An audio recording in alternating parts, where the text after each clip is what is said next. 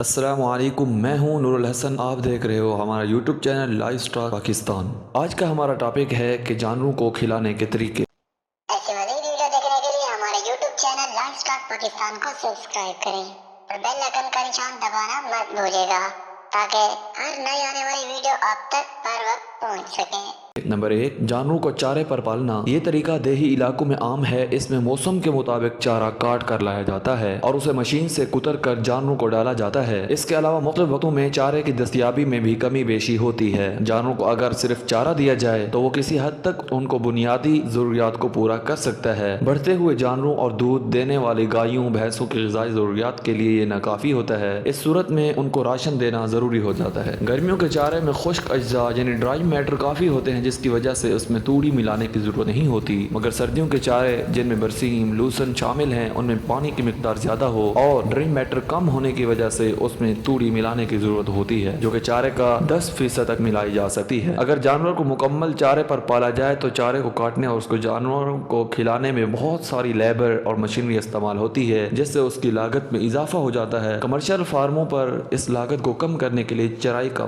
طریقہ اپنایا جا سکتا ہے۔ اس میں چارے کی فصل کے مطلوبہ رقبہ کے ارد گرد بجلی کی تار جو کہ بیٹری سے منسلک ہوتی ہے لگا کر ایک محدود رقبہ کو جانوروں کی چرائی کے لیے استعمال کیا جا سکتا ہے۔ اس طریقہ کو فینس گریزنگ کہتے ہیں اور اس پر 8-10 ہزار روپے لاگت آتی ہے۔ یہ طریقہ گورنمنٹ کے مختلف فارموں پر مثلاً بہادر نگر فارم اکاڑا میں زیر استعمال ہے۔ نمبر 2، توڑی والے راشن پر پالنا۔ یہ طریقہ عام طور پر شہر اور اس کے نواحی علاقوں میں استعمال کیا جاتا ہے جہاں چارہ کم اور مہنگا دستیاب ہوتا ہے۔ اس میں لوگ عام طور پر کھل بنولا، کھل توریا اور چوکر وغیرہ توڑی میں ملا کر جانوروں کو کھلاتے ہیں اور ساتھ تھوڑی مقدار میں سبز چارہ بھی دیا جاتا ہے، مگر عام طور پر خوراک کا صحیح علم نہ ہونے کی وجہ سے یہ غیر متوازن ہو جاتی ہے، چونکہ خوراک میں لمحیات، توانائی اور نمکیات وغیرہ کا مناسب مقدار میں ہونا ضروری ہوتا ہے، مگر اس کو اکثر اوقات نظر انداز کر دیا جاتا ہے۔ یہ جانوروں کو پالنے کا مہنگا طریقہ ہے کیونکہ خوراک کے اجزاء عام طور پر مہنگے ملتے ہیں۔ نمبر 3، چرائی۔ پاکستان اور خاص طور پر پنجاب میں قدرتی چراگاہیں بہت کم ہیں اور جہاں یہ میسر ہیں وہاں زیادہ چرائی کی وجہ سے بہت کم چارہ دستیاب ہوتا ہے، جو کہ جانوروں کو ضرورت سے بہت کم ملتا ہے، لہذا ہم اس طریقہ خوراک پر زیادہ انحصار نہیں کر سکتے۔ مزید برآں مختلف موسموں میں ان جگہوں سے چارہ کی دستیابی مختلف ہوتی ہے، لہذا جب جانور چرائی پر رکھے جائیں تو انہیں اضافی چارہ یا دیگر خوراک دینا ضروری ہوتا ہے۔ نمبر 5، ہے اور سیلج۔ یہ سردیوں کے چارے ہیں۔ پہلے نمبر پر ہے ہے۔ یہ چاروں کو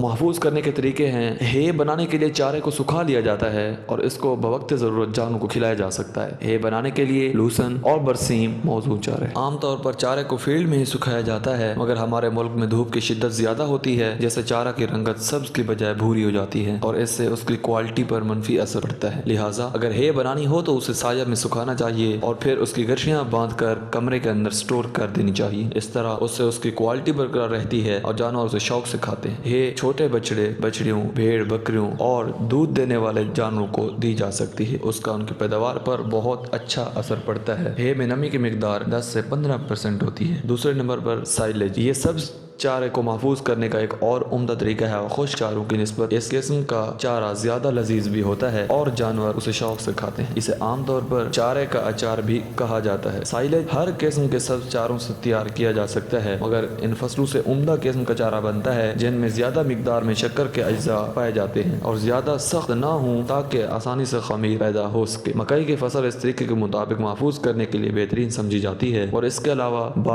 باجرہ کو بھی محفوظ کیا جا سکتا ہے۔ سائلیج بنانے کے لیے تازہ چارہ درکار ہوتا ہے جسے کتر کر زمین دوز گڑھوں یا پکے بنکروں میں دفن کر دیا جاتا ہے۔ خندق یا گڑھے کھودنے کے لیے جگہ کا انتخاب بہت اہمیت رکھتا ہے۔ اس مقصد کے لیے ہمیشہ اونچی زمین کا انتخاب کرنا چاہیے کیونکہ نشیبی زمین میں پانی جمع ہو کر چارے کو خراب کر دیتا ہے۔ گڑھے کی 3 اطراف ہموار اور عمودی ہونی چاہیے۔ جس چارے کو محفوظ کرنا اسے کاٹ کر باریک کتر لیتے ہیں۔ چارے کو باریک کترنے سے نہ صرف گڑھے بھرنے میں آسانی رہتی ہے بلکہ اچھی طرح دبا کر ہوا نکالی جا سکتی ہے۔ گڑھے میں چارہ بھرنے سے پہلے اس کی اچھی طرح صفائی کرنی بہت ضروری ہے۔ سب سے نیچے خشک گھاس ڈال کر اس پر کترے ہوئے چارے کی ایک تہہ اچھی طرح جما دینی چاہیے۔ اس طرح مختلف تہیں بچھا کر اچھی طرح دبا دینا چاہیے تاکہ تمام ہوا نکل جائے۔ گڑھے کو اچھی طرح سطح زمین تک بھر کر اسے تکونی یا گول شکل میں اتنی اونچائی تک بھرنا چاہیے جتنی اس کی زمین میں گہرائی ہو۔ کے بعد خشک گھاس کی موٹی سی تہ سے اچھی طرح ڈھانپ کر مٹی ڈال دینی چاہیے۔ بعد میں اس پر گارے کا پلستر کر دینا چاہیے تاکہ یہ مکمل طور پر بند ہو۔ 5 سے 6 ہفتے بعد یہ چارہ استعمال کرنے کے قابل ہو جاتا ہے۔ چارہ استعمال کرنے میں اس بات کی احتیاط ضروری ہے کہ گڑھے یا خندق کو پہلے اوپر سے 4 حصوں میں تقسیم کر لیا جائے اور پھر ایک حصہ کو تہہ تک خالی کر لیا جائے۔ چارہ نکالنے کے بعد سوراخ کو بند کر دینا چاہیے۔ گرمی کے موسم میں یہ احتیاط برتنی ضروری ہے کیونکہ اس موسم میں جلد بدبو پیدا ہو جاتی ہے۔ سائلج کی گانٹھیں۔ آج کل لوگ سائلج کو گانٹھوں کی صورت میں پریس کر کے اس کے اوپر ایک خود کار مشین سے شاپر چڑھا دیتے ہیں جس کی مدد سے سائلج کو دور دراز علاقوں تک بھیجا جا سکتا ہے۔ اس طرح کے سائلج کو بیلٹ سائلج کہتے ہیں اور آج کل یہ طریقہ کافی مقبول ہو رہا ہے جس کی وجہ سے شہروں کے گرد بھینس کالونیوں اور ایسے علاقے جہاں چارہ قلت ہے وہاں گایوں بھینسوں کی خوراک میں بہتری لا کر ان سے خاطر خواہ دودھ اور گوشت کی پیداوار میں اضافہ کیا جا رہا ہے۔ اگر ہماری اس طرح کی ویڈیو آپ کو پسند آئے تو ویڈیو کو لائک کریں، دوستوں کے ساتھ شیئر کریں اور دیکھتے رہیے لائف اسٹاک پاکستان۔